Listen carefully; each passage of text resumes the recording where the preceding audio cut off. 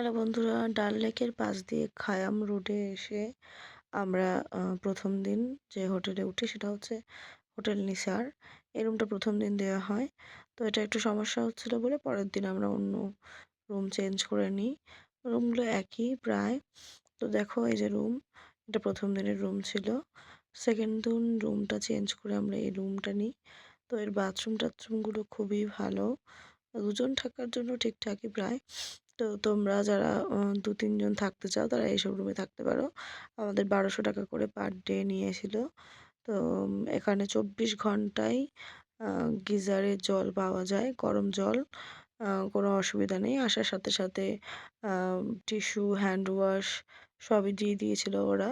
আ room freshener খুবই ভালো। এছাড়াও আশেপাশে অনেক রুম আছে খায়াম রোডে। তোমরা আসতে পারো। এখান থেকে সব জায়গা যেতে সুবিধা হয়।